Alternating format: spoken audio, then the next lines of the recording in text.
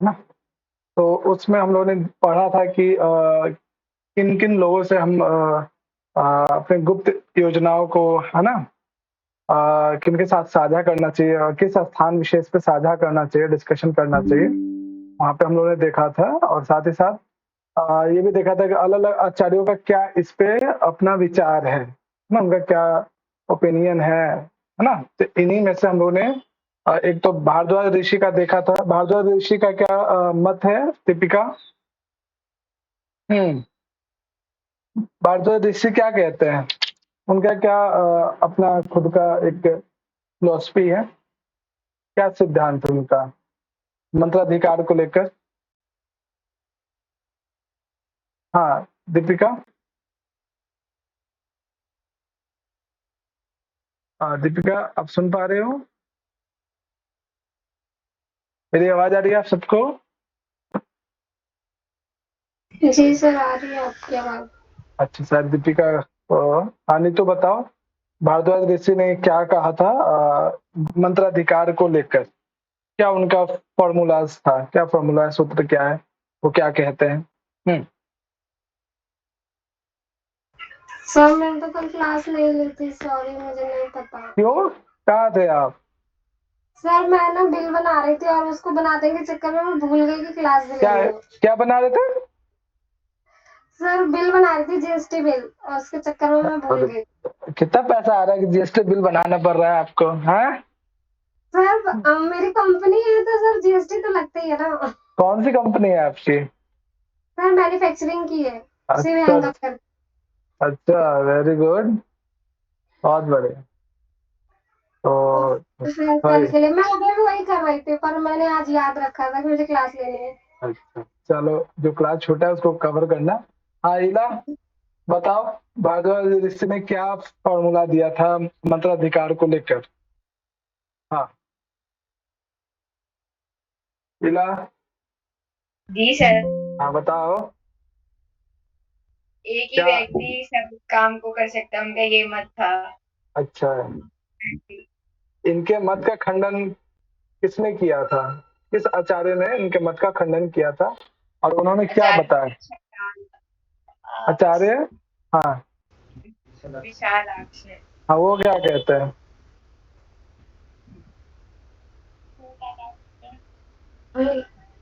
हम्म, आचार्य भारद्वाज के मत का खंडन तो आचार्य जो है विशालाक्ष करते हैं। वो क्या कहते हैं?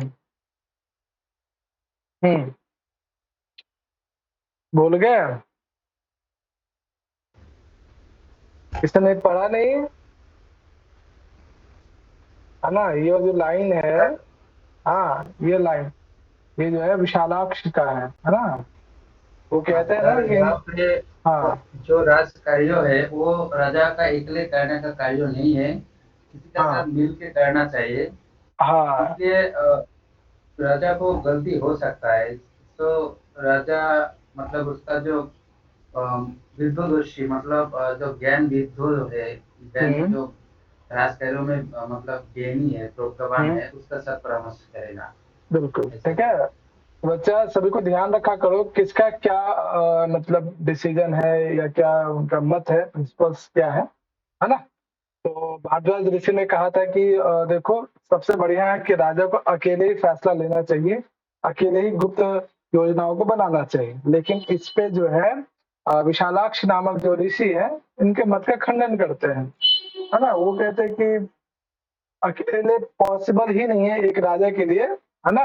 वो कहता है ना एक है मंत्र सिद्धि, है ना? विशालाक्ष नामक ऋषि कहते हैं कि नहीं अकेले राजा जो है किसी प्रकार के गुप्त योजना को सिद्ध ही नहीं कर सकता, पॉसिबल ही नहीं है, ऐसा विशालाक्ष नामक ऋषि कहते हैं। अच्छा ये बताओ राजवृत्ति कितने प्रकार की होती है और वो कौन कौन से राजवृत्ति उनके भेद क्या क्या है या उनके अंग कितने हैं? हम्म, प्रत्यक्ष प्रोक्ष अनुमेय ही राजवृत्ति। संख्या कितना? 3 सर। तीन तीन या दो? दो अभी प्रत्यक्ष और परोक्ष। चलो कोई इला आपने तीन कैसे अनुमेयता जो शब्द आपने देखा अनुमेया, वो अनुमान किया जाता है या फिर अंदाजा लगाते हैं राज कार्य जो है दो प्रकार से जाना जा सकता है। अनुमेय का मतलब है जानना। राजवृत्ति जो है दो प्रकार से जाना जा सकता है, प्रत्यक्ष रूप से या परोक्ष रूप से। अनुमेय कोई भेद नहीं है। क्लियर है? सर इसमें मेरी बुक में ऐसे लिखे है प्रत्यक्ष, परोक्ष और अनुमेय राजा के व्यवहार की ये 3 विधियां हैं। अच्छा, इसमें गलत लिखा है। हाँ, मेरे पास वाचस्पति गोरेला जी की पुस्तक है, उसमें तो यही है ना। एक बार मैं फिर भी क्रॉस चेक कर लेता हूँ कहीं मुझसे मिस्टेक तो नहीं हो रही है ना। नहीं, यही है, दो ही है बच्चा। सर प्रत्यक्ष मेरी किताब में भी सर प्रत्यक्ष परोक्ष अनुमेय ही राजवृत्ति है। नहीं, उसमें तो है, लेकिन हिंदी अनुवाद में मुझे गलत क्यों मिल रहा है? एक मिनट रुको। दो प्रकार की वृत्ति बताया गया है ना। चलो कोई ना, इसको देख लेंगे, है ना। जो परोक्ष है वो तो अनुमेय शतक तो होता है। हाँ, देखो दो नहीं है बच्चे, यहाँ पे शायद मिस्टेक हो गई। प्रत्यक्ष, परोक्ष और अनुमेय। कि प्रत्यक्ष रूप से, परोक्ष रूप से और अनुमेय, अनुमिति रूप से भी जो है अनुमान लगा कर भी, है ना। कई बार क्या डायरेक्टली या फिर कई बार अनुमान के माध्यम से, कई बार परोक्ष रूप से जो है राजवृत्ति को जाना जा सकता है, या राजा के जो कार्यशैली है इस ढंग से। इस पर मैं देख लूंगा एक बार, है ना। तो ये हम लोगों ने देखा था। उसके बाद फिर हम लोगों ने देखा था कि दो आचार्य एक दूसरे के मत का खंडन करने के बाद, है ना, प्रासर ऋषि क्या कहते हैं, प्रासर ऋषि का क्या मत है, ये हम लोग को आज शायद पढ़ना है ना। यहाँ तक हम लोगों ने एक कोटेशन के फॉर्म में भी पढ़ लिया था, यानी दो आचार्यों को हमने पढ़ा था, विशालाक्ष और जो है भारद्वाज ऋषि का क्या मत है किसी भी गुप्त योजना को या मंत्राधिकार को लेकर क्या वर्णन। आगे देखिए, प्रासर नामक जो आचार्य हैं ये क्या करेंगे, विशालाक्ष नामक ऋषि के भी मत का खंडन कर सकते हैं या करते भी हैं। आगे चलो, सुजाता पढ़ना प्रासर ऋषि के मत का। जी सर। एतन् मंत्र ज्ञानम न एतन् मंत्र रक्षणम इति पराशरः। हाँ, देखो ये कह रहे हैं कि अभी विशालाक्ष नामक ऋषि ने क्या कहा था बच्चा, इनका क्या मत है? बताओ, ये क्या कहते हैं? विशालाक्ष नामक ऋषि का क्या मत है मंत्राधिकार को लेकर, बताओ। तभी आप प्रासर नामक मत। हाँ भैया, वो बोलते हैं विशालाक्षी ऋषि की मतलब जो व्यवस्था है किसी भी विचार विमर्श को राजा को अकेले नहीं करना चाहिए, उसे मंत्रिमंडल के सहयोग के साथ करना चाहिए। हाँ, जो एक बहुत बुद्धिमान मंत्री उनके साथ बातचीत करके ही काम करना चाहिए, है ना।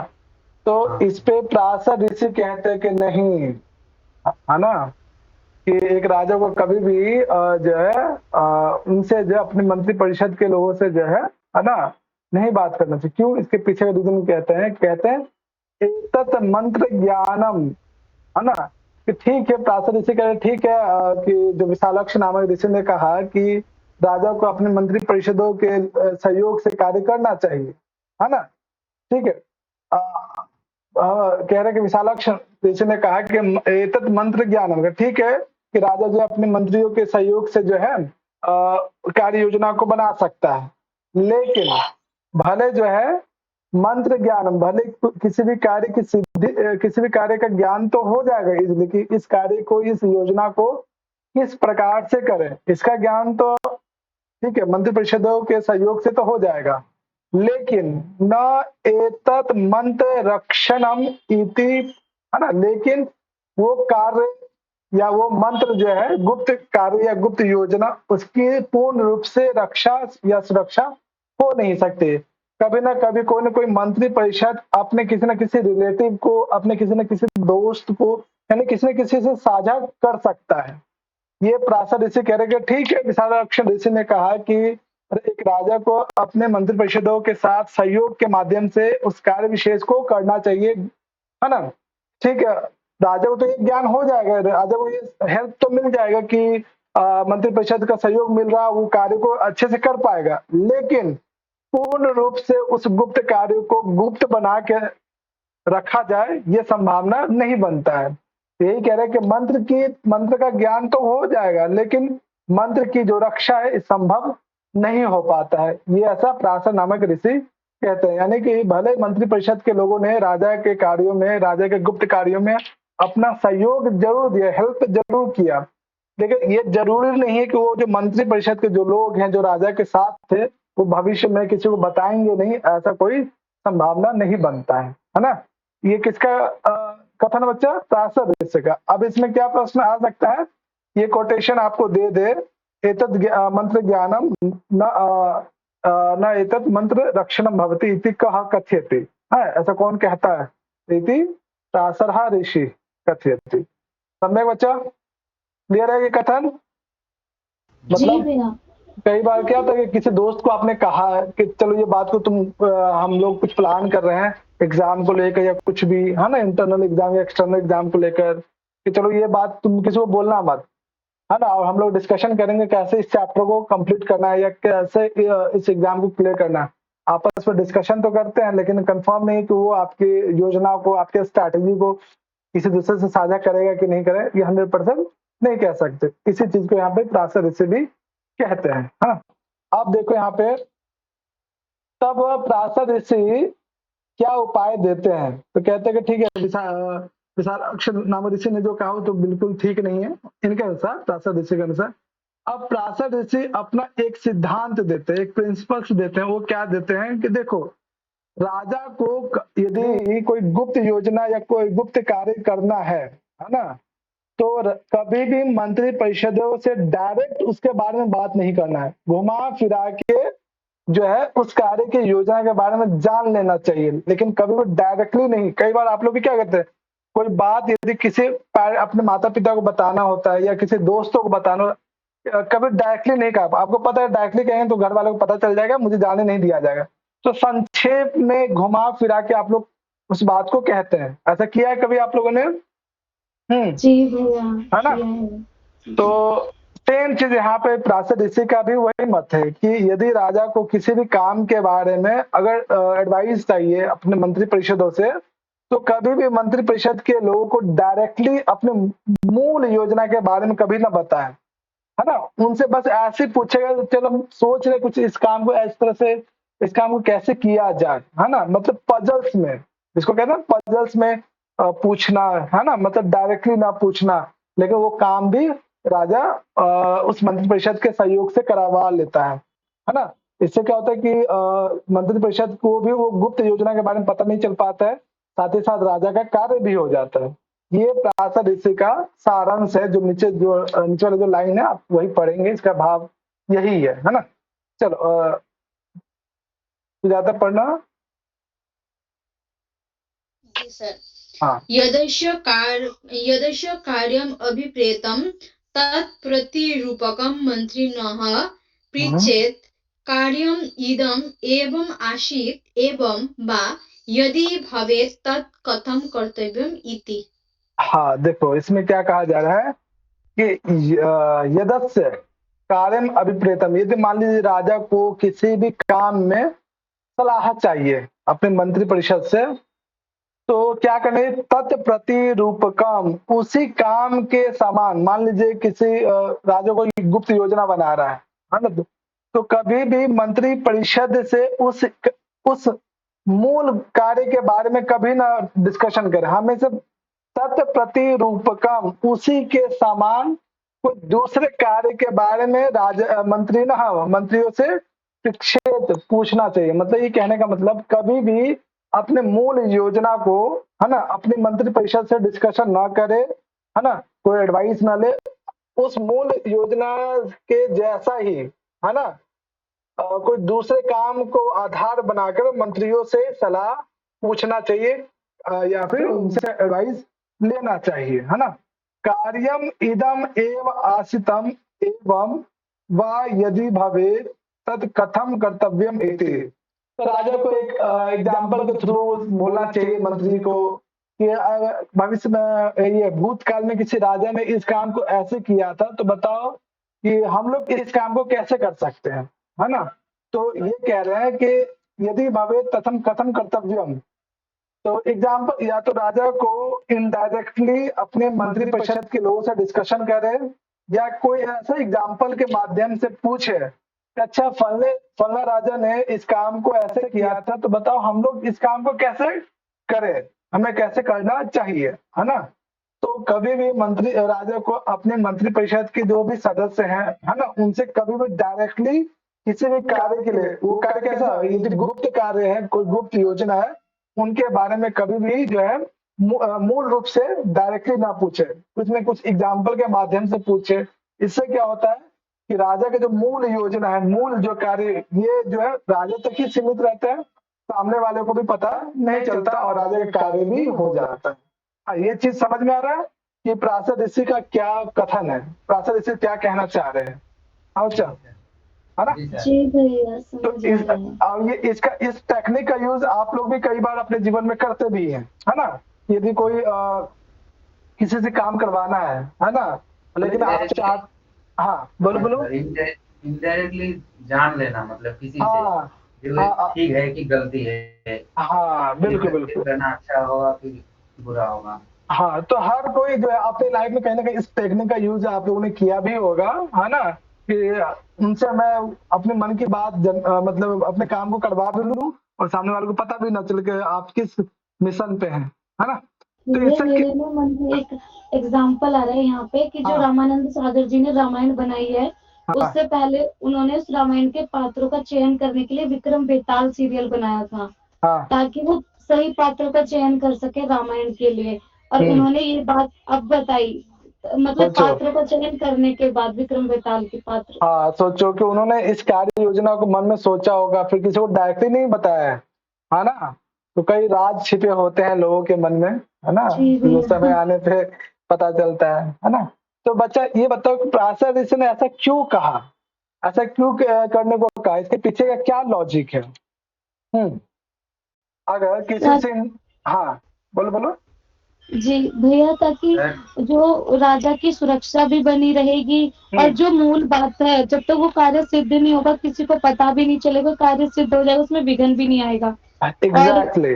सुरक्षा भी बनी रहेगी। हाँ वेरी गुड, यानी आपका जो आपका मूल काम है, जो मूल योजना है, वो भी क्या धीरे धीरे एक्टिव रहेगा और अंततः जैसे लास्ट अवस्था में पहुंचेगा वो सफल भी हो जाएगा। ठीक है, तो इसी बात को आगे कहते भी। हाँ छवि, कुल शायद आप भी कुछ कहना चाह रहे थे।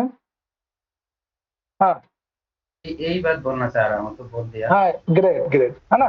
तो एवं मंत्र उपलब्धि संवृतम च भवति, इस प्रकार से जो कार्य है, जो आपकी मूल योजना है, वो भी क्या हो जाता है, उसका ज्ञान भी हो जाता है, यानी राजा को पता भी चल जाता है कि कैसे मुझे इस कार्य को करना है ना। और साथ ही साथ उस कार्य का समवृत्ति का मतलब रक्षा होना, रक्षा करना, साथ ही साथ उस गुप्त कार्य का जो है रक्षा भी हो जाता है ना।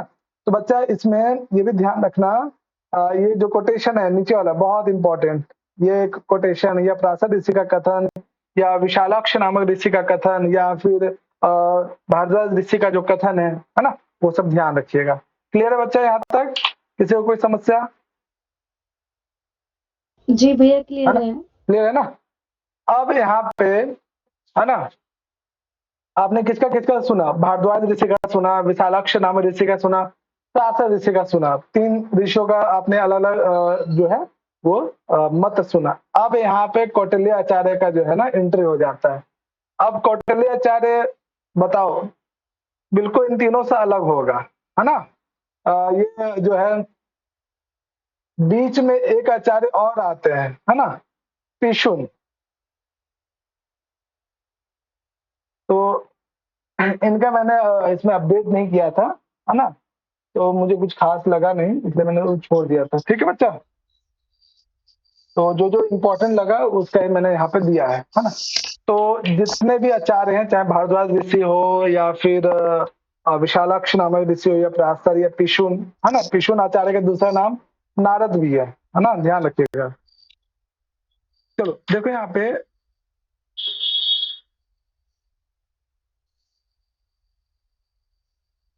अच्छा बिल्कुल पढ़िए इसको।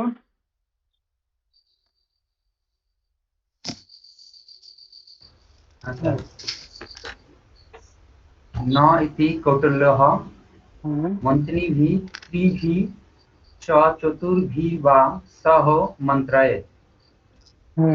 देखो जो बोलो इसका पहले जो सर वो पराशर ऋषि का जो मत था उसको बोला नहीं गया है, उसका मत का ये विरोधिता कर रहा है, मतलब ये स्वीकार करना नहीं चाहिए।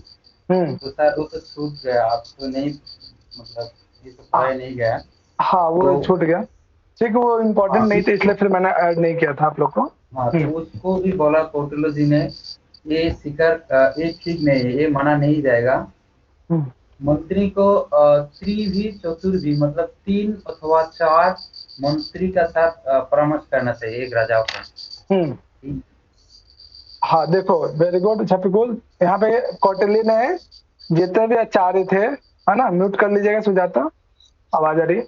हाँ, तो कौटिल्य जो है इनसे पूर्ववर्ती जो भी आचार्य है ना, पिशुन आचार्य हैं, उन सबके मत का वो खंडन करते हुए कहते हैं कि इस प्रकार से जो है कभी भी गुप्त कार्य नहीं करना चाहिए ना। इतनी कौटिल्य है, कौटिल्य सभी के मतों का खंडन करते हुए कहते हैं, वो कहते हैं कि मंत्री भी त्रिभी चतुर्भी व सह मंत्रिये, कि किसी भी गुप्त कार्यों पर या मंत्रणा करने के लिए, डिस्कशन करने के लिए, विचार विमर्श करने के लिए सह, बच्चा ये सह यहाँ पर किस सूत्र से प्रयोग हुआ है और चतुर्थी व्यक्ति कहाँ लगा ये भी बताइए, कौन बताएंगे आप लोग में से? सयुक्त विभक्ति बताइए, और सूत्र कौन सा है? सहयुक्त प्रधान। हाँ, कहाँ पे तो तृतीय व्यक्ति होती है, तो कहाँ पे लग रहा है तृतीय व्यक्ति? बताओ मंत्रयत सर। कहाँ पे? मंत्रियत में तृतीय व्यक्ति है, कैसे है?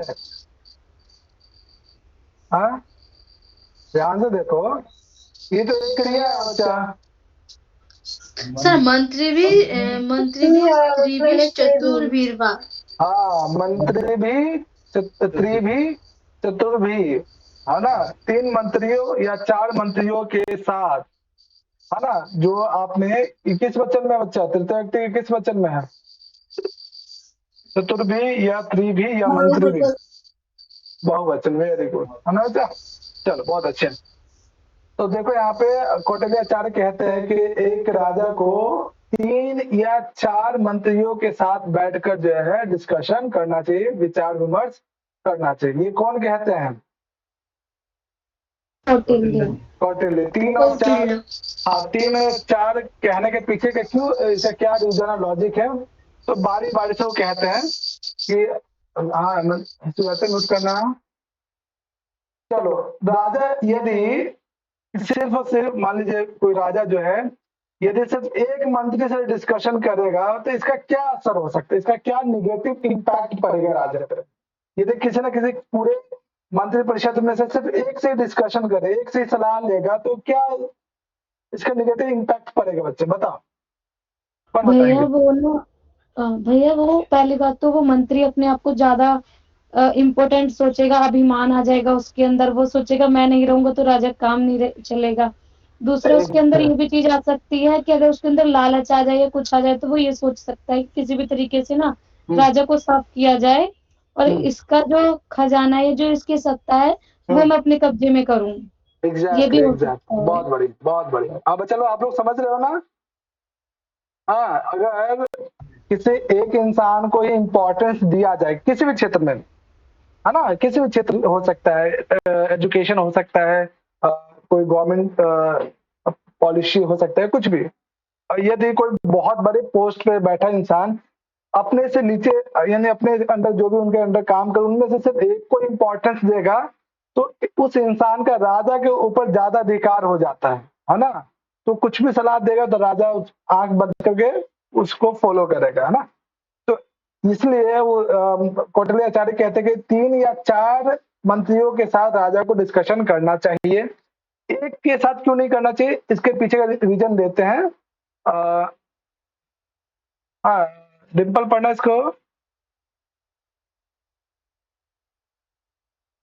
हाँ डिम्पल पढ़ोगे? चलिए संदीप जी पढ़िए इसको। हाँ सर।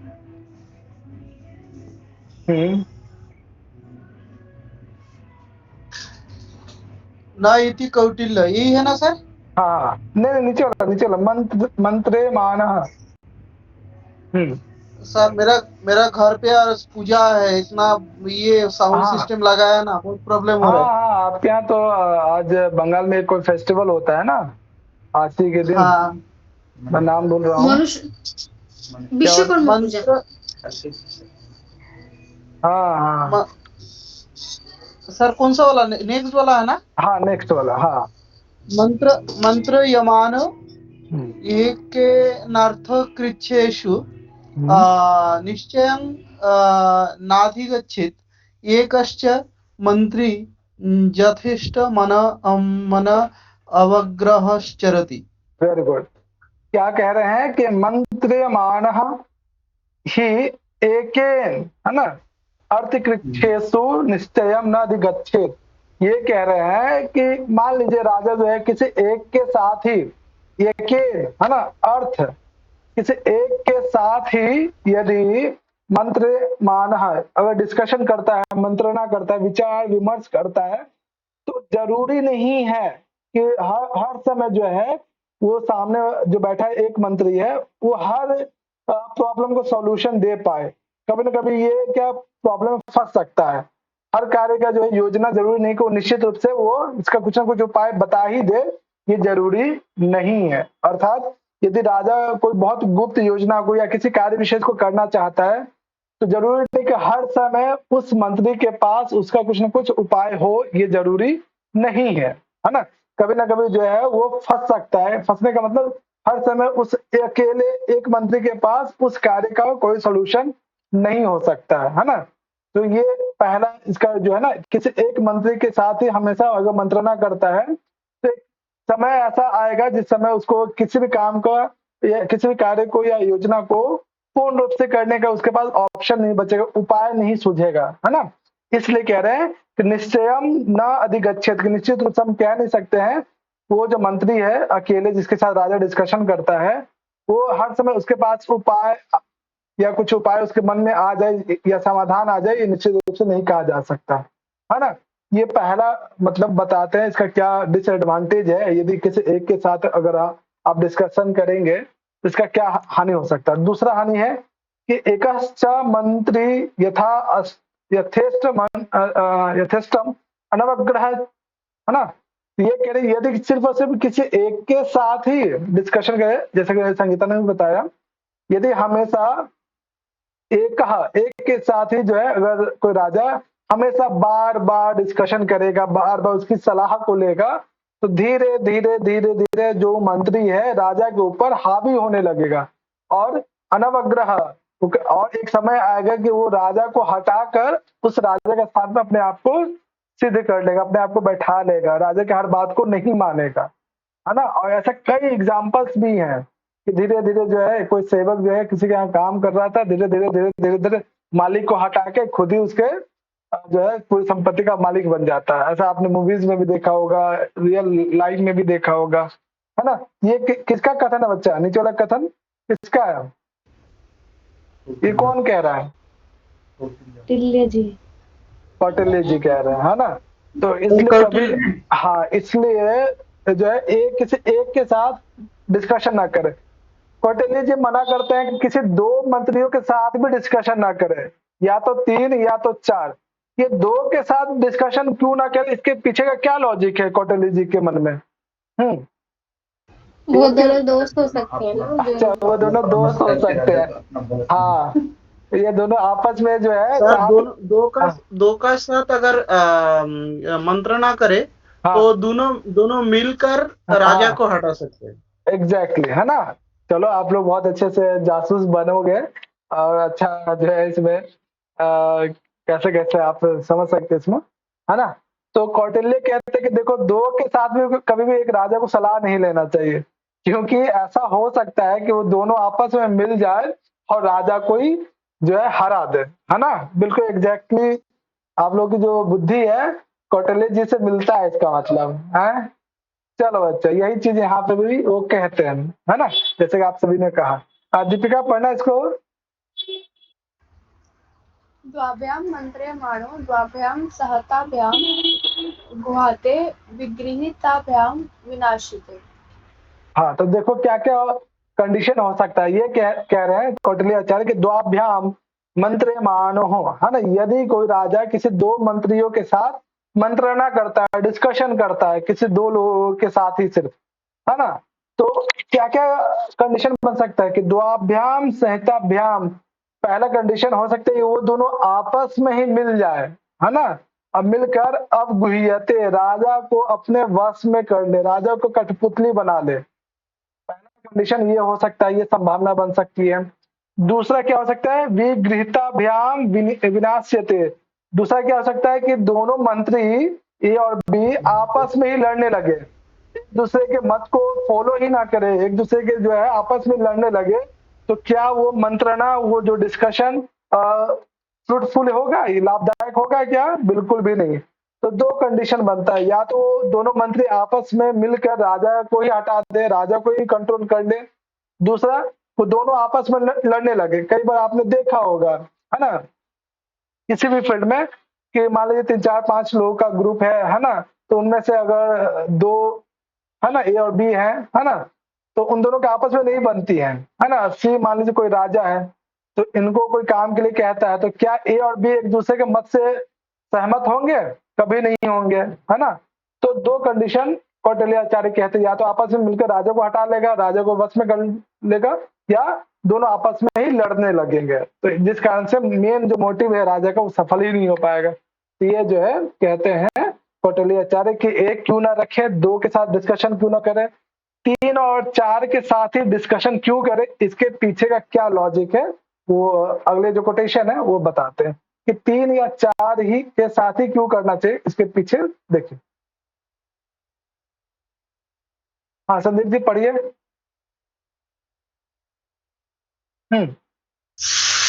हाँ सर।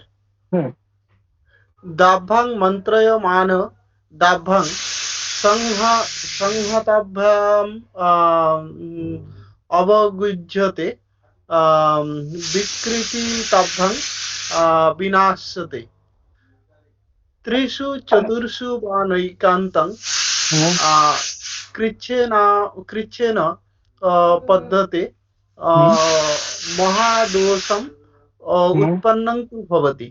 हाँ देखो बच्चा आप लोग बताओ कि यदि आप लोग, आपके 3 और 4 बेस्ट फ्रेंड हैं, है ना, उनसे अगर आप, है ना, डिस्कशन करते हैं किसी भी एग्जाम्स को लेकर कि इस एग्जाम को किस प्रकार से स्ट्रैटेजी, और 3 और 4 बहुत अच्छे दोस्त है, बहुत अच्छे आपके बेस्ट फ्रेंड है, बचपन के चाइल्डहुड फ्रेंड है, तो ये 3 और 4 जो है किसी भी एग्जाम की प्रिपरेशन में ये आपको अच्छा से अच्छा गाइड कर सकते हैं कि नहीं कर सकते? बताओ। बहुत अच्छे फ्रेंड है आपके, बहुत अच्छे, है ना। तो बताओ ये लोग कर सकते हैं ना, या कोई अगर आपका बुरा वक्त चल रहा है तो उसमें हेल्प करेंगे, वो अपनी योजना बताएंगे, अपने उपाय बताएंगे, है ना, हर तरह से हेल्प करेंगे, है ना। 3 और 4 अगर 3 और 4 लोग रहेंगे तो अपना अपना जो है उपाय बताएंगे, अपना अपना जो है उसमें जो जितना बेस्ट हो सकता है उतना अच्छे करने का प्रयास करेंगे वो लोग, है ना। तो वैसे आज के टाइम में तो 3 4 बेस्ट फ्रेंड तो होता ही नहीं है, एक भी हो जाए तो बहुत बड़ी बात है ना। तो इसमें एक भी नहीं होता। नहीं ऐसा नहीं, एक होता है, मतलब इस मामले में लकी हूँ कि है मेरे पास चाइल्डहुड फ्रेंड है एक मेरा, है ना। तो पिछले 15-16 साल से हम लोग, मतलब बचपन से 6 क्लास से ही एक दूसरे को जानते हैं, और बताएंगे किसी दिन उसके बारे में भी, है ना। तो चाइल्डहुड फ्रेंड होते हैं, लोगों के होते हैं शायद जो है। चलो देखो यहाँ पे आपने देखा होगा लैपटॉप के स्क्रीन पर उसी का फोटो है ना। चलो बच्चे इसमें देखो कि 3 या 4, वो आपका भाई नहीं है क्या? नहीं वो मेरा भाई नहीं है, मतलब भाई से बढ़कर है, दोस्त। मैं भाई सोच रही थी। अच्छा आप लोग को भाई लग रहे थे, है ना। कौटिल्य ने 3 तो बोल दिया, लेकिन 3 अच्छा दोस्त हो ही नहीं सकते। वास्तव में जितना भी देखा हम लोग भी बहुत 3 दोस्त है, लेकिन सब मतलब धुरंधर हो गया, मतलब ऐसा। अच्छा लड़ाई हो जाती है, 4 हो तो चल जाता है, 3 होते ना तो लड़ाई हो जाती है। 2 अलग हो जाता है हमेशा। कौटिल्य जी ये बात से कैसे बोल दिए पता नहीं।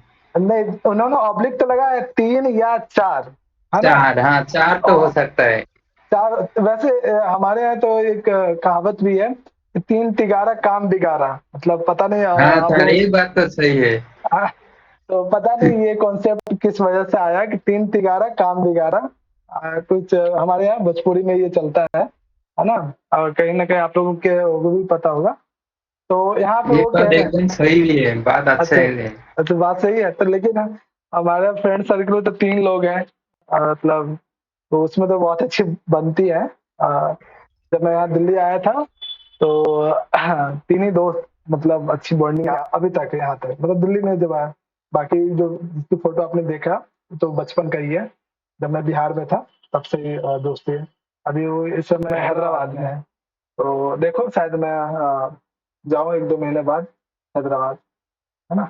चलो बच्चे, हम लोग बात कर रहे थे कि मंत्रि परिषदों में इनकी जो संख्या या ऐसे लोगों से डिस्कशन, है ना, गुप्त कामों को लेकर 3 या 4 लोगों से डिस्कशन करें, 3 या 4 मंत्रियों से सलाह ले, इसके पीछे का रीजन क्या है वो बता रहे हैं कि त्रिषु चतुर्षु व न एकांतकम, है ना। देखो इसमें क्या कह रहे हैं कि यदि 3 या 4 मंत्रियों के साथ अगर यदि राजा डिस्कशन करता है, सलाह लेता है, तो न एकांतम शिक्षेनान उपद्यते महादोषम। तो ये कह रही है यदि कोई राजा 3 या 4 मंत्रियों के साथ सलाह लेता है तो राजा को उस काम में जितने भी दोष होंगे, जितने भी मतलब अनर्थकारी दोष हो सकते हैं, जितना भी उसमें लगता है कि इस काम को करने से ये हमें प्रॉब्लम आ सकता है, वो सारे प्रॉब्लम्स क्या हो जाता है, पता चल जाता है। एक लाभ ये है ना।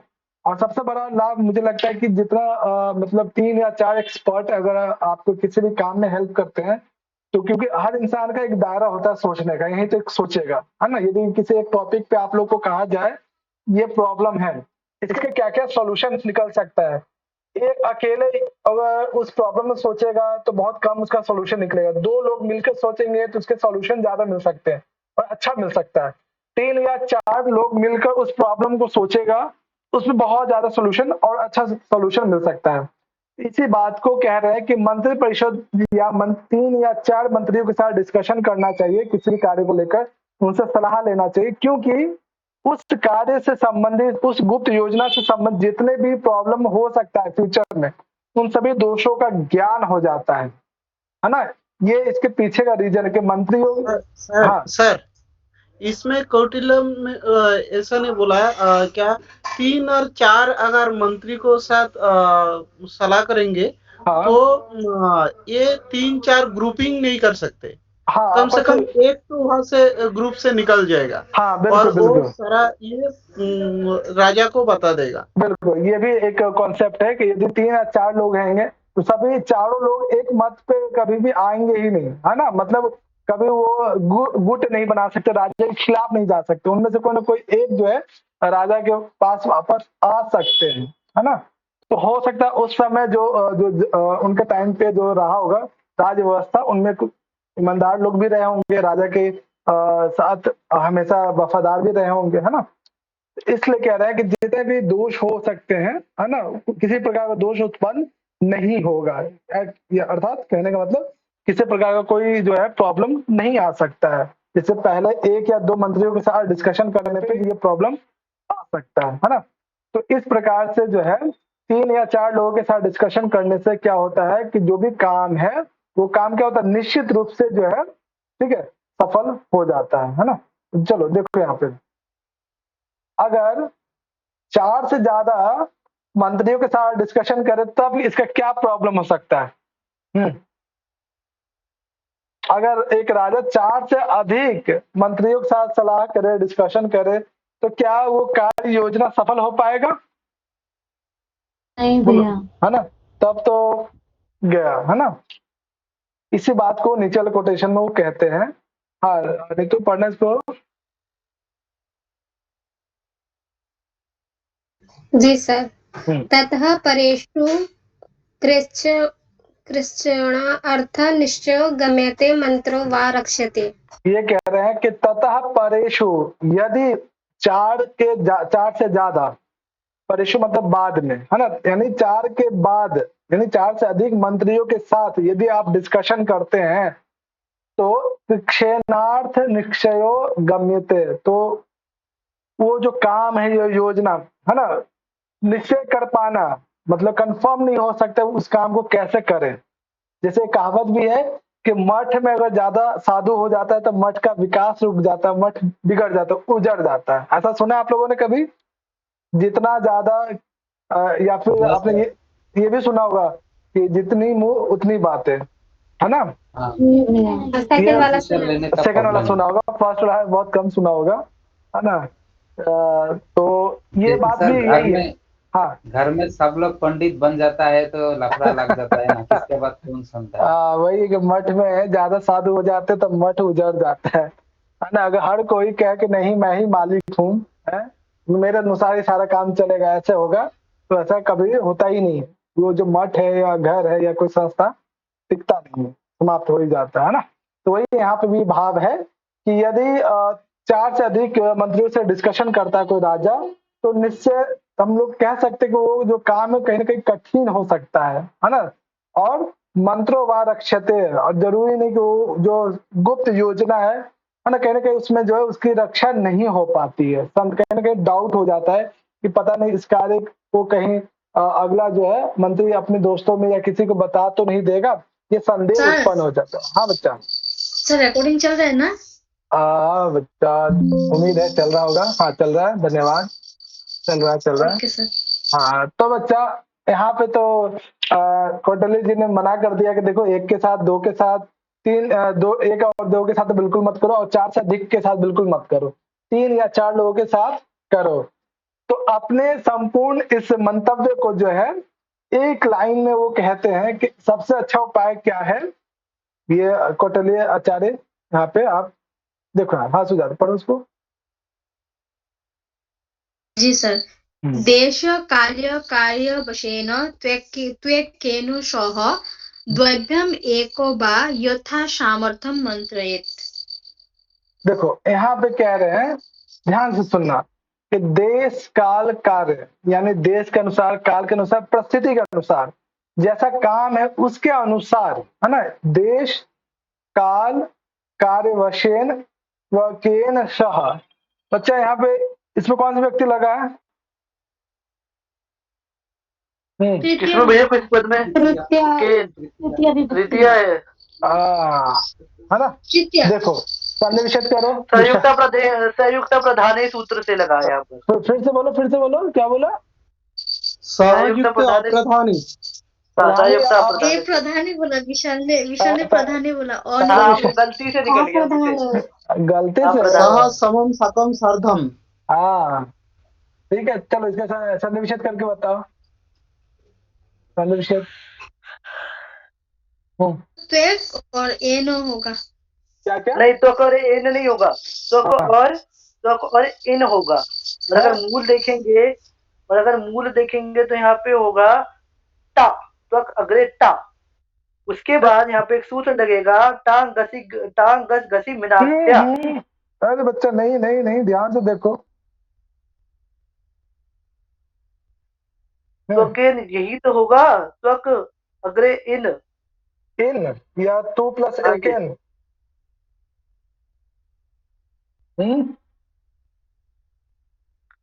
ये भी हो सकता है, लेकिन अगर हम तो ये भी है, हाँ ये भी हो सकता है। फिर यही है तो अगर यही है तो फिर एक एन में आपको तृतीय विभक्ति माननी पड़ेगी। हाँ तो पूरा पद बन गया, तो ये एक एन पद हुआ। और ये कौन सा संधि पे बना? संधि का नाम बताओ, कौन सा संधि घटा इस पे? गुण संधि हुई है। अरे बच्चा ध्यान से देखो, आप यहाँ पे 2 संधि हुई है दरअसल। तो जो तो एकेन में ना, एकेन में गुण संधि है। अरे बच्चा ठीक है, नहीं इसके बाद बताओ, 2 प्लस एक एन में, 2 प्लस एकेन में तो जड़ संधि हुई है। हाँ वेरी गुड, ठीक है। तो देखो यहाँ पे कह रहे हैं, कौटिल्याचार्य कह रहे हैं कि एक राजा को जो है देश काल और जैसा काम है उसके अनुसार एक या दो, है ना, एकेन सह द्वाभ्याम, है ना, एको बार, एक के साथ या ज्यादा ज्यादा 2 मंत्रियों के साथ राजा से थोड़ा सा क्या करना चाहिए, डिस्कशन करना चाहिए, मंत्रणा करना चाहिए, या फिर यथा सामर्थ्यम एको बार, है ना, एको बार यथा सामर्थ्यम मंत्रियेत, या तो कोशिश करना चाहिए राजा को अकेले बैठकर, है ना, उस काम को, है ना, स्वयं ही क्या फाइनल करे, यानी अकेले ही डिसीजन ले ले। यानी ये कहना चाह रहे हैं कि एक या दो मंत्रियों के साथ उस काम को लेकर डिस्कशन करे, लेकिन जो फाइनल डिसीजन होगा यथा सामर्थ्य अपने अनुसार ही उस काम को करने का निर्णय या डिसीजन ले, है ना। यानी सब कहने का मतलब सबकी सुने लेकिन करे अपनी मन की, ये भाव है। ये जो है इसमें क्या प्रश्न आ सकता है, कोटेशन आपको दे दें, है ना, पूछा जाए कि ये किस ग्रंथ विशेष में वर्णन है या किसने कहा है। ओके बच्चा, क्लियर है यहाँ तक? तो समस्या जी भैया क्लियर है ना। अब यहाँ पे है ना कि किसी भी मंत्र के जो है ना, मंत्र का मतलब वैदिक मंत्र की बात नहीं है यहाँ पे, ठीक है। किसी भी मंत्र के या किसी भी गुप्त योजना के कितने अंग हो सकते हैं? हाँ, गुप्त कार्य है या योजना है ना, कितने अंग हो सकते, क्या क्या उसमें आपको दिखाई देता है ना, या उसको सिद्ध करने में क्या क्या लग सकता है, बोलो। पंचांग बोला। हाँ देखो, ध्यान से सुनना कि किसी भी मंत्र का जो है ना 5 अंग होता है ना। 5 अंग क्या क्या हो सकता है? पहला, चलो विशाल पढ़ो पहला। किसी भी मंत्र या जो कार्य है पहला क्या है? कर्मणा आरंभोपायः हाँ, पुरुष द्रव्य संपदः देश काल विभागः विनिपात प्रतिकारः हाँ, कार्य सिद्धिरतिः पंचांगो मंत्रः। हाँ, कि किसी भी मंत्र के जो गुप्त कार्य, इनके 5 अंग हो सकते हैं। पहला हम उपाय देखते हैं कि इस कार्य को, इस मंत्र को किन किन उपायों से कर सकते हैं, यानी इस कार्य का आरंभ करने का क्या क्या उपाय हो सकता है ना। या कोई भी आप गुप्त योजना बनाते या कोई कार्य भी करते तो आप सोचते हैं ना कि क्या क्या हमारे पास सोल्यूशन है, क्या क्या उपाय है, क्या क्या तरीका। जैसे ऑनलाइन क्लास ले रहे हैं अभी आप लोग, आप सोचते हैं किन किन माध्यम से हम लोग ऑनलाइन जुड़ सकते हैं, तो जूम है, गूगल मीट है, और भी है ना, टीचमेंट है, और भी जो है ऑनलाइन के माध्यम से जुड़ सकते हैं, है ना। तो ये उपाय है। तो मंत्र के 5 अंगों में से पहला अंग है कर्मणा नाम आरंभ उपाय, है ना, कि किसी भी काम को जो आरंभ करने के जो उपाय है, ये पहला मंत्र का अंग है। अब इस मंत्र को या इस कार्य को करने के लिए क्या क्या चाहिए? कुछ लोग चाहिए, कुछ द्रव्य चाहिए, कुछ धन पैसा लगता है ना। जैसे अभी ऑनलाइन आप पढ़ाई कर पा रहे हो तो इसके पीछे डाटा लग रहा है, डाटा खरीदने के लिए पैसा लग रहा है ना। तो इस मंत्र को आरंभ कर दिया, आरंभ करने का उपाय हमें पता चल गया, है ना। तो इसके लिए क्या चाहिए? पुरुष द्रव्य संपद, है ना, कुछ लोग चाहिए उस कार्य को करने के लिए, कुछ धन दौलत, कुछ ना कुछ संपत्ति चाहिए कि नहीं चाहिए बच्चा, बताओ, है ना। ये दूसरा, हाँ, ये दूसरा आपका अंग हो गया। तीसरा है देश काल विभाग। क्या मतलब बच्चा? देश काल विभाग के मंत्र का जो है देश काल विभाग, क्या मतलब? भैया उसके लिए उचित स्थान चाहिए और उचित समय चाहिए। हाँ एग्जैक्टली, कि ये जो कार्य योजना है ना, उचित स्थान मतलब कहाँ से आरंभ करे और इसका क्या समय है ना, ये भी पता हमें होना चाहिए कि इस कार्य योजना को कब लागू करे, कब स्टार्ट करे, इसका उचित समय क्या है ना, और स्थान क्या है। ओके, ये तीसरा। चौथा है विनिपात प्रतिकार। क्या मतलब? विनिपात का मतलब प्रॉब्लम्स, कठिनाई। हाँ, क्या मतलब? कोई प्रॉब्लम काम भैया हमें प्रॉब्लम आएगा तो उसका प्रतिकार ये होना चाहिए कि कुछ न कोई विघ्न उत्पन्न जब होता है ना, इसलिए हाँ, यदि विघ्न आता है तो उसको दूर भी कर सके, है ना। इसको सोच कर भी हमें रखना चाहिए। जैसे कोई कार्य योजना बनाते तो हमें क्या क्या प्रॉब्लम आ सकता है, इसके लिए भी हमें तैयार रहना चाहिए। और अंत में क्या हो जाता है, जब विघ्न समाप्त हो जाता है, सब चीज क्लियर हो जाता है, लास्ट में हमें क्या मिल जाता है? कार्य सिद्धि। लास्ट में जो हमने योजना बनाया था वो अंततः अपने सफलता को प्राप्त हो ही जाता है। ये 5 अंग है किसी भी मंत्र के, किसी भी गुप्त योजना के या किसी भी गुप्त कार्य के। हाँ, ये क्रम याद हो गया सबको? ये क्रम सबको याद हुआ? किसको याद हुआ? क्रम के अनुसार है, ऊपर नीचे नहीं। हो गया भैया याद। हो गया। चलो सुजाता संगीता ना, हाँ संगीता सुना, जी सर। बताओ कौन कौन से मंत्र के हम। जी भैया 5 है। पहला है कार्य आरंभ, जब हम कोई भी कार्य नहीं आरंभ पूरा पूरा, करें। नहीं हिंदी में नहीं, संस्कृत वर्ड क्या है एग्जैक्ट, अच्छा संस्कृत वर्ड क्या है वो। भैया तब तो थोड़ा सा याद किया है मैंने। कार्य आरंभ है, दूसरे में आएगा द्रव्य और पुरुष है, उसमें मत ऊपर नीचे कर दिया। पुरुष द्रव्य संपद, पुरुष द्रव्य संपद, द्रव्य और संपत्ति। आगे फिर उसके बाद है इसमें भैया देश काल विभाग, देश काल विभाग है। वेरी फिर गुड। विघ्न प्रतिकार, फिर कार्य सिद्धि। कार्य सिद्धि, वेरी गुड। ठीक है, इला याद हुआ। सर उससे पहले एक और मतलब मिस्टेक हो गया। हाँ एक विनिपात प्रतिकार है ना। चलो कोई बात नहीं, वेरी गुड। कार्य सिद्धि रति। हाँ सीधे जो है कार्य सिद्धि पहुंच रही, कोई बात नहीं है ना। चलो इला सुनाओगी, सुनाओ इला। हाँ आपकी आवाज, हाँ बोलो बोलो। सहयोग, सहयोग, सहयोग तो नहीं है। देश काल विभाग,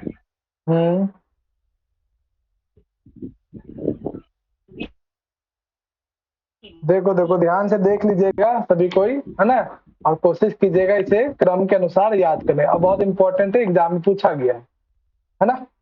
यहाँ तक किसी को कोई समस्या नहीं भैया, हिंदी में तो भी अच्छे से कर ही लेंगे। चलो बच्चा बहुत बढ़िया है ना।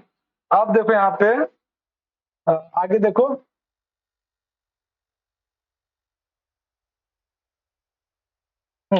विशाल पढ़ो इसको भैया। थोड़ा जूम करना पड़ेगा। हाँ कर लो। ताने कई कषः प्रच्छेद समन्तांश्च हेतुभिः येषां मति प्रविवेकान् विद्यात् देखो हाँ विद्यात् अवाप्तार्थः कालं नाति कामयेत न दीर्घकालम मंत्रयेत।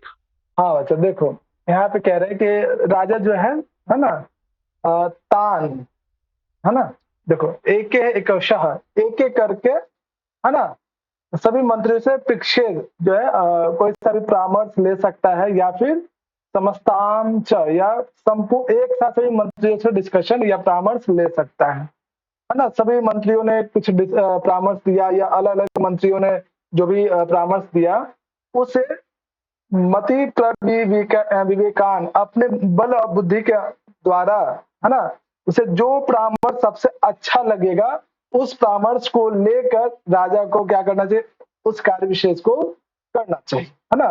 पूछे सबसे है ना, सबसे डिस्कशन करे, सबसे परामर्श ले है ना, लेकिन करे यदि उस कार्य को आरंभ करना चाहता है या उस कार्य को करना चाहता है तो अपने विवेक का जरूर यूज करे है ना। और दूसरा ना दीर्घ कालम मंत्रियेत, अब ऐसा भी नहीं कि लंबे समय तक बस सोच राजा जो सोच ही रहा है, ऐसा भी नहीं करना चाहिए। एक राजा को किसी भी कार्य को आरंभ करना चाहता है तो उस पर ज्यादा देर तक नहीं सोचना है ना। हम लोग भी क्या करते हैं, ज्यादा सोचते ही रहते हैं, कार्य का आरंभ करते ही नहीं है, करने से पूर्व क्या है, सोचते रहते हैं है ना। तो यहाँ पे क्या कहा जा रहा है, न दीर्घ कालम मंत्रियेत, यानी किसी भी कार्य के ऊपर अधिक देर तक सोचना नहीं चाहिए। हाँ ठीक है, समझ में आ रहा है, बोलो अच्छा। जी भैया है ना। तो नीचे वाला कोटेशन, इसकी एक कहावत भी है, इसके लिए संस्कृत में कहावत भी है। हाँ एक कहावत है, आपको पंचतंत्र में वो मिलेगी, दीर्घ सूत्री विनश्यति, सुना होगा। बिल्कुल बिल्कुल बिल्कुल। और आपने ये एक दोहा भी सुना होगा। बहुत बढ़िया है ना। पंडितानां मूर्खानां कथा का एक मतलब लाइन है। बिल्कुल वेरी गुड। ये सर ये स्टोरी हम लोग का एचएस में था, चतुर्नांग पंडितानां मूर्खानां कथा। बहुत मजा का ये अभी याद आया। वेरी गुड, बहुत कमाल की स्टोरी है, सारी स्टोरी याद है। हाँ हाँ। हाँ। तो बच्चा ये सब हुआ कि एक राजा जो है और सर बंगाली में एक प्रवाद है, अच्छा प्रवाद, हठात हठात बुद्धि कार्य सिद्धि। मतलब ये आपको कुछ समझ में आया क्या? हठात बुद्धि कार्य सिद्धि, ऐसा कुछ आधा कार्य आधा सिद्धि। बांग्ला में बोल दिया, आधा हिंदी में। अच्छा मेरे को लगा कि कुछ तो इसमें हिंदी जैसा कुछ लगा, है ना। हाँ। कोई नहीं, धीरे धीरे आप लोग से बंगाली सीख ही जाएंगे, हैं? कोई नहीं, अभी छपी कुल जो है। हाँ बच्चा देखो, अगला टॉपिक पढ़ना है या ग्रामर पढ़ना है बताओ। एक कंप्लीट करवा दीजिए ना, ज्यादा नहीं है, थोड़ा ही है। हाँ कंप्लीट कर ले इसको। हाँ सर, जी कंप्लीट है ना, भैया करा थोड़ा दो। ही है चलो और ज्यादा नहीं है। हाँ ज्यादा है नहीं। अब देखो यहाँ पे अलग अलग आचार्य यहाँ पे आते हैं कि ठीक है, एक राजा के दरबार में कितने मंत्री परिषद की संख्या होनी चाहिए, है ना। और ये से प्रश्न कई बार पूछा गया, बहुत बार पूछा गया है। तो बच्चा ये जो नंबरिंग है इसे याद रखिएगा, है ना, कि एक राजा के दरबार में ये बहुत इंपॉर्टेंट है, मैचिंग के लिए आ सकता है, सत्य सत्य के फॉर्म में आ सकता है ना। तो इसमें जो मनु आचार्य हैं या मनु के जो समर्थन है या फॉलोवर्स है, वो कहते हैं कि एक राजा के दरबार में मंत्री परिषदों की जो संख्या है, मंत्रियों की जो संख्या होनी चाहिए मैक्सिमम 12 होनी चाहिए। ये कौन मानते हैं? मनु आचार्य के फॉलोवर्स मनु मानते हैं, है ना। बृहस्पति कहते हैं कि नहीं 12 नहीं 16 होना चाहिए। मनुस्मृति में ऐसा कहा गया है। हाँ या, है ना, ये कह रहे हैं कि बृहस्पति कह रहे हैं कि नहीं 16 16 है ना, 16 होनी चाहिए। औशनस, औशनस कौन सा आचार्य बच्चा? शुक्राचार्य। शुक्राचार्य, शुक्राचार्य ने शुक्राचार्य। इनसे मुलाकात कभी हुई है इस ग्रंथ में? हुई है तो जी कहाँ पे, सर। कहाँ पे हुई है इनसे मुलाकात? बताओ। भैया वो दंड वो विद्या थी ना, वार्ता त्रि अनुवशति और वार्ता। हाँ तो औशनस आचार्य कितने विद्याओं को मानते हैं? सिर्फ दंड नीति को मानते हैं। वेरी गुड, यानी जो शुक्राचार्य है वही है। ओके, तो ये कहते हैं कि नहीं भाई ना 12 ना 16 सीधे 20, है ना। आपने देखा होगा कि 4 का गैप आ रहा है, 12 के बाद 16, 16 के बाद 20, है ना। कौटिल्य जी सबसे बढ़िया कहते हैं, है ना, विंशति इति औष्णस यथा सामर्थ्यम इति कौटिल्य। भैया तुम्हारे पास जितना सामर्थ्य है ना, उस काम को करने के लिए जितना पुरुष चाहिए उतना रख लो, है ना। सामर्थ्य के अनुसार जो है आपको मंत्री परिषद रखनी चाहिए, है ना। यथा सामर्थ्यम इति कहा कथयति इति कौटिल्य। बच्चे याद हो गया ये डाटा, पूरा डाटा ही है, बस इसमें ये ध्यान रखिए किसने क्या कहा है। जी सर हो गया। है ना। अगर मान लीजिए उस काम को करने के लिए आपका 2 ही मंत्री परिषद से वो काम हो जा रहा है, 2 ही मंत्री परिषद रखिए। आपको लग रहा है नहीं 100 रखना पड़ेगा उस काम को करने के लिए, तो उतने मंत्रियों को रखो, है ना। यानी काम करने वाले पुरुष के सामर्थ्य पे डिपेंड करता है कि कितने मंत्री परिषद होने चाहिए। डाटा याद हो गया बच्चा सबको, किसने क्या कहा? जी सर। चलो दीपिका बताओ। जी सर। दीपिका बताओ। सर मनु ने 12 बोला, बृहस्पति ने 16 बोला, ओशनस ने 20 बोला और कौटिल्य ने बोला यथा सामर्थ्यम। Very good. हाँ दीपिका बताओ, सुजाता ने जो बोला सही है या कुछ गड़बड़? सही है भैया। सही ना, चलो जी। हाँ अब कुछ पॉइंट सुजाता जी से कोई गलती हो सकती है? अरे नहीं, क्यों नहीं हो इस पे सकती? चांस है? क्यों नहीं हो सकता? नहीं हो सकती। गलती किसी से भी हो सकती है, बस आप लोग ध्यान से सुने, है ना। चलो बच्चा देखो यहाँ पे अगला, यहाँ पे जो है तो चलो उनसे गलती होने के चांसेस बहुत कम है। हाँ वेरी गुड। तो बच्चा लोग ये बताओ कि अगर मंत्री परिषद में 12 हो 16 हो, कुछ कह रहे हो विशाल? विशाल ने कुछ बोला है। मैंने कहा कि उनसे गलती होने के चांसेस बहुत कम रहते हैं। हाँ चलो वेरी गुड। ऐसा नहीं है भाई।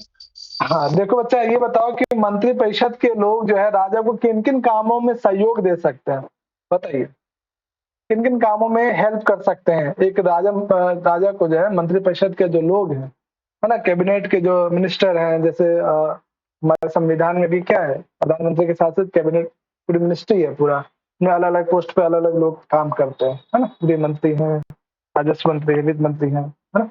इसी प्रकार से बताओ कि मंत्रिमंडल के जो लोग होंगे राजा को किस किस प्रकार से सहयोग कर सकते हैं, बताइए। भैया जैसे सुरक्षा की दृष्टि से उन्हें आइडिया दे सकते हैं, मतलब कुछ अपना सहयोग कर सकते हैं सुरक्षा को लेके। पड़ोसी राज्यों में क्या चल रहा है वो भी बता सकते हैं वो। हाँ, वेरी गुड, है ना।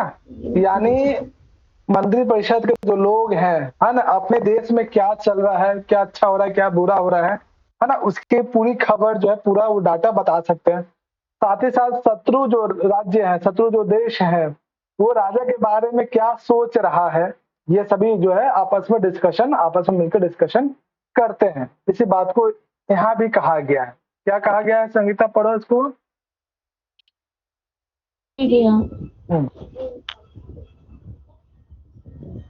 ते स्वपक्षं परपक्षं च चिंतयेयुः। हाँ, वो क्या है, स्वपक्षम, अपने देश के बारे में, और परपक्षम, साथ ही शत्रु देश के बारे में, चिंतेयु, आपस में विचार विमर्श कर सकते हैं राजा के साथ मिलकर। एक तो पहला काम ये है, अपने देश और शत्रु देश के बारे में पूरा उनको जो है राजा के साथ जो है बातचीत करे, विचार विमर्श करे। इसके अतिरिक्त और क्या कार्य हो सकता है मंत्रिमंडल के? अगला जो है नीचे दीपिका पढ़ना। नीचे वाला पढ़ो। आकृतारम्भ रब्ध अनुष्ठानम अनुष्ठी तत्विशेषम नियोग संपदम च कर्मणाम कुर्युः। हाँ, देखो इसमें क्या क्या कहा जाए। अकृत, कृत का मतलब क्या होता है और अकृत का मतलब क्या होता है बच्चा? कृत मतलब करने वाले कार्य, जो कार्य, हाँ, जो कार्य आरंभ हो चुका है, और अकृत का जो कार्य अभी तक स्टार्ट ही नहीं हुआ है ना। तो वही कहा जा रहा है कि अकृत आरंभम, है ना, कि जो काम अभी तक स्टार्ट नहीं हुआ, जो योजना अभी तक स्टार्ट नहीं हुआ, वो उन योजना को ये मंत्री परिषद के लोग राजा के साथ डिस्कशन करके उन कामों को शुरुआत कराए, है ना। पहला ये भी एक मंत्री परिषद के लोगों का काम है कि जो काम अभी तक लागू नहीं हुआ, जो योजना अभी तक लागू नहीं हुई, वो योजना राजा के साथ मिलकर बातचीत करके उस योजना को लागू कराए। दूसरा, आरब्ध अनुष्ठानम, जो काम आरंभ हो चुका है पहले से, है ना, तो उन्हें क्या करें, अनुष्ठितम विशेषम, उन्हें उन आरंभित कार्यों को पूरा कराए। जो काम आरंभ नहीं हुआ तो उसको शुरुआत करवाए, जो शुरू हो चुका, स्टार्ट हो चुका, उसको पूरा करवाए, है ना। और जो काम पूरा हो चुका है ना, उनको क्या किया जाए, ये दूसरा है। तीसरा, नियोग संपदम च कर्मणा नाम, है ना। और जो काम पूरा हो चुका है, यदि उसमें कहीं ना कहीं नियोग संपदम, यदि किसी प्रकार का संशोधन का, किसी प्रकार का उसमें सुधार का आवश्यकता है, तो उसमें सुधार कर सकते हैं। जैसे मान लीजिए स्कूल अभी तक बना नहीं है, मान लीजिए कि इस दिल्ली में किसी विशेष क्षेत्र में जो है स्कूल की आवश्यकता है, तो उस स्कूल अभी तक बना नहीं है, तो स्कूल को आरंभ कराएं। जो स्कूल बन चुका है ना, लेकिन उसमें अभी टीचर की भर्ती नहीं हुई, तो भर्ती प्रक्रिया पूरा करें। जहाँ पे स्कूल और टीचर सब चीज है ना, इंफ्रास्ट्रक्चर लेकिन अच्छा नहीं है, कुछ सुधार की आवश्यकता है, तो सुधार कराए, है ना। तो ये सब एक मंत्री परिषद के कार्य विशेष राजा के साथ हो सकते हैं, और आज के टाइम पे भी ये होता है। हाँ, क्लियर है बच्चा, समझ में आया? कोई समस्या इन दोनों लाइन में, है ना। और तीसरा क्या है, और भी एक मंत्री का जो है राजा के साथ और क्या क्या संबंध किस प्रकार का हो सकता है, नीचे वाले लाइन में देख सकते हैं। हाँ सुजाता, पढ़ो इसको। आसन्नैः सह कार्याणि पश्येत्। हाँ, आप देखो कि जो भी राजा, सहयुक्त विभक्ति कौन सा है बच्चा, इसमें तृतीय विभक्ति लगी है, बताओ। सहयुक्त अप्रधाने। देखो आसन्नैः में विभक्ति लगी है। हाँ, आसन्नैः बहुवचन लगा है। रामई की तरह बना है ये, तो बहुवचन में हुआ है। Very good. देखो यहाँ पे क्या कहा जाए कि मान लीजिए कोई राजा जो है ना, जो भी मंत्री परिषद के जो भी लोग हैं, जो भी मंत्री हैं, है ना, उनके साथ राजा जो है, मान लीजिए कोई शिक्षा मंत्री है ना, शिक्षा मंत्री ने कोई कार्य विशेष किया, कोई स्कूल वगैरह बनाया, है ना, टीचर जो हायर किया, स्कूल सही से चल रहा है कि नहीं चल रहा है, यानी शिक्षा मंत्री के द्वारा किए गए कार्यों को निरीक्षण करने के लिए राजा को जो है राजा स्वयं उस कार्य को देखे, वहां जाके पता लगाए कि सचमुच का ये शिक्षा मंत्री जो है उन्होंने कुछ कार्य किया है कि नहीं। तो आसन्न सह यानी एक राजा जो है अपने मंत्रियों के साथ जाकर मंत्रियों के द्वारा किए गए कार्यानि पश्येत, उनके कार्यों को स्वयं जाकर देखे कि हाँ इन मंत्री ने किस प्रकार के काम किया है या नहीं किया, इसका निरीक्षण स्वयं करे, है ना। आज भी होता है इस तरह की चीजें, तो यदि वो शिलान्यास होता है या फिर विमोचन होता है ना, तो खुद जाके वहां पे वो देखते हैं जाके, है ना, कि प्रधानमंत्री जाते हैं, मुख्यमंत्री जाते हैं राज्यों के, देखते हैं सही से काम हुआ है कि नहीं, है ना। क्लियर है तीनों को क्वेश्चन? हाल ही में हम राम मंदिर का उदाहरण ले सकते हैं। हाँ बिल्कुल बिल्कुल बिल्कुल ले सकते हैं, है ना। क्लियर है बच्चा? कोई समस्या? चलो अगला देखो, इसमें मान लीजिए कोई भारत के कोई राजदूत है ना, जो आउट ऑफ इंडिया में है, आउट ऑफ इंडिया है ना, मान लीजिए अमेरिका में है, चाइना में है, जापान में या रूस में, है ना। और प्रधानमंत्री चाहते हैं कि वो पूछे, है ना, कोई सलाह लेना चाहते हैं, तो क्या क्या उपाय है प्रधानमंत्री जी के पास? मान लीजिए कोई मंत्री ऐसा है जो राजा से बहुत दूर स्थित है, तो उनसे कॉल कर सकते हैं, पत्र लिख के, ईमेल, ऐसा कुछ। हाँ कॉल कर सकते हैं, आज के टाइम में तो कॉल कर सकते हैं, वीडियो कॉल कर सकते हैं, व्हाट्सएप कर सकते हैं। उस टाइम क्या है, पत्र संप्रेषण यानी पत्र के माध्यम से अनासन्न, जो मंत्री राजा के समीप नहीं है, बहुत दूर है, यदि राजा चाहता है कि ऐसे मंत्री से वो परामर्श ले, डिस्कशन करे, तो उसके लिए क्या करना चाहिए, राजा को पत्र संप्रेषण मंत्र, ये पत्र के माध्यम से जो है परामर्श लेना चाहिए, मंत्रणा करना चाहिए। इसका मतलब ये जो पत्र वाली बात है, पत्र संप्रेषण, ये उस टाइम पे भी होता था, कौटिल्य के समय भी होता था, है ना। इससे ये ज्ञात हमें होता है। क्लियर है बच्चा? कोई समस्या? है ना। चलो बच्चा अगला, नीतू पढ़ो इसको, अगला 2 कोटेशन। जी सर। इंद्र से ही मंत्री परिषद श्रीणाम सहस्त्र तत् चक्षु तस्मात् द्वाअक्षम सहस्त्र आहु। वेरी गुड, है ना। देखो यहाँ पे क्या कहा जा रहा है कि ऐसा कहा जाता है, इंद्र से ही मंत्री परिषद, है ना, इंद्र के मंत्री परिषदों में जो है, जो ऋषि नाम सहस्त्र, 1000 ऋषि थे, है ना। सह तत् चक्षु, वही क्या थे, उनके नेत्र थे, यानी 1000 जो ऋषि थे वही इंद्र के जो है नेत्र थे। इसका क्या मतलब, क्या भाव है बच्चा? जी भैया, सर वो सबकी खबर रखते थे कि कौन का क्या कर रहा है, किस राज्य में क्या हो रहा है, हमारे राज्य में क्या हो रहा है, मतलब राजा उनके द्वारा ही देखता था। वेरी गुड, है ना।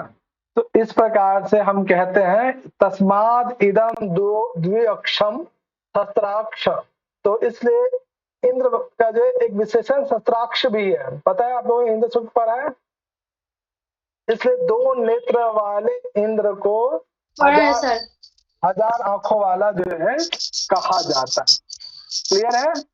तो बच्चा इसमें क्या कंफ्यूजन आ सकता है, ये कोटेशन मान लीजिए ये दिया जाए, है ना, और ऑप्शन में इंद्र सूक्त हो, है ना, इंद्र सूक्त 2:12 हो, इंद्र सूक्त, है ना, 1:21 हो, सर ऐसा एक मंत्र है, कौटिल्य शास्त्र हो, और चौथा याज्ञवल्क्य स्मृति। क्या लगाओगे, ईमानदारी से बताओ।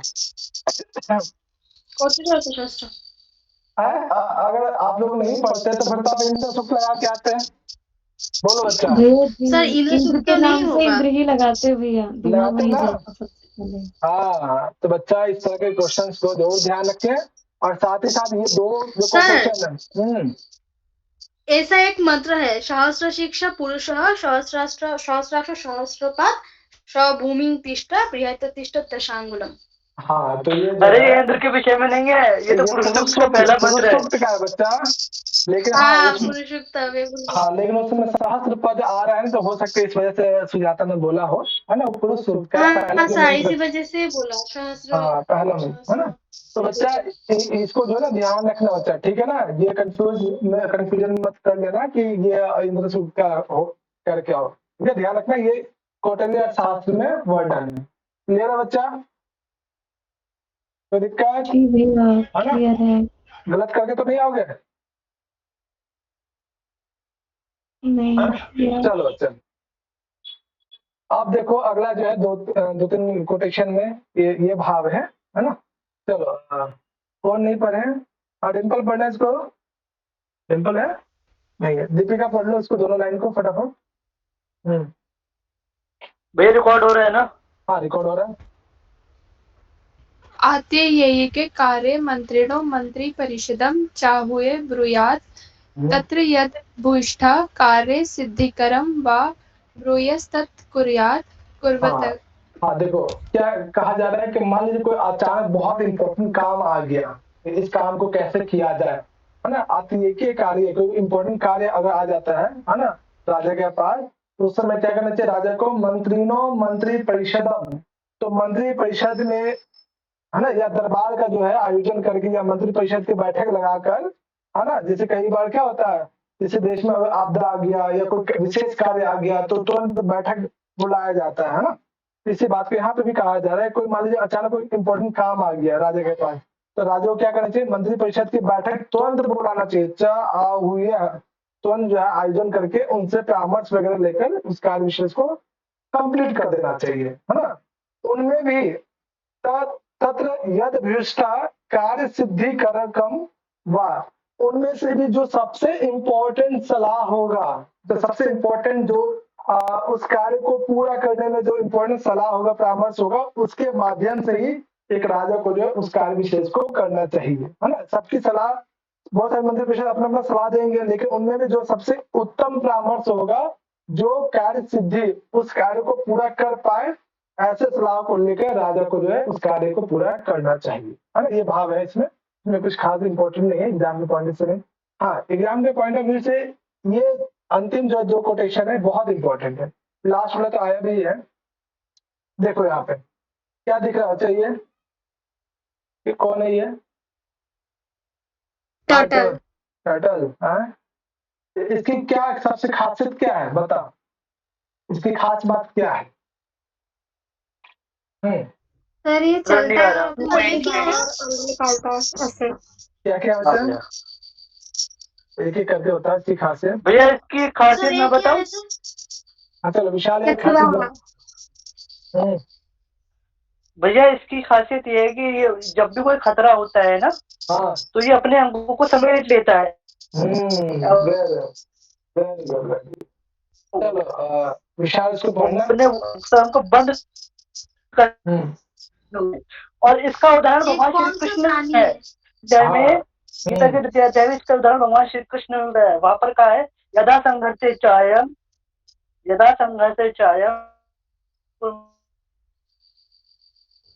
गीता में भी आई है।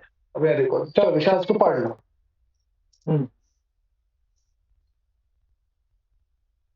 जी,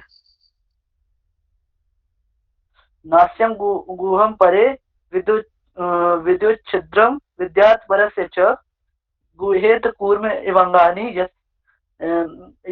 यतस्याद् विव्रतमात्मनः। Very good.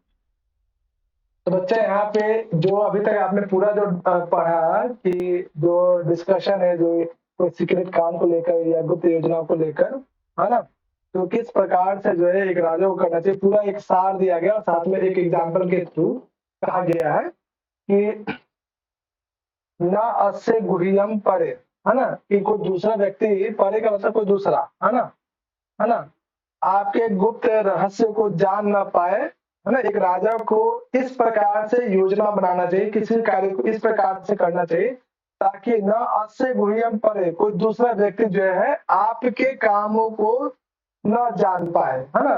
विद्यु मतलब जानना, छिद्रम विद्या परस्य च, है ना। तो देखो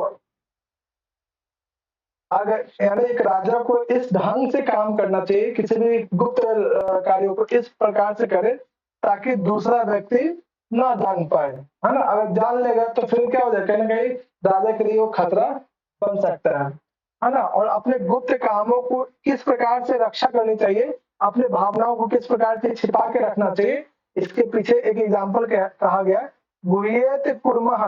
कुर्म कौन होता है बच्चा? कुर्म कछुए को कूर्म कहते हैं। Very good.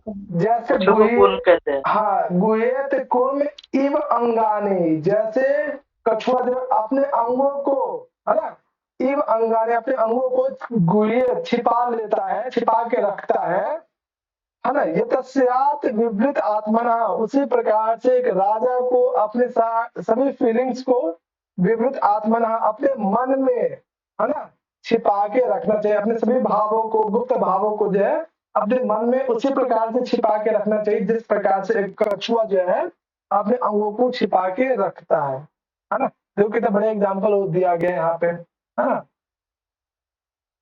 क्लियर बच्चा? कोई समस्या है इस कोटेशन में? ध्यान रखिएगा बच्चा। और अंतिम कोटेशन देखो यहाँ पे, है ना। हाँ, संदीप जी पढ़िए इसको।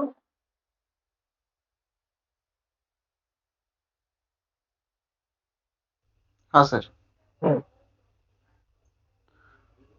यथा श्रिय श्राद्धं न सतं भोक्तुमर्हति एवमश्रुत शास्त्रार्थ न मंत्रं श्रोतुमर्हति। हाँ बच्चा, ये बताओ श्रुति का अर्थ क्या होता है बच्चा?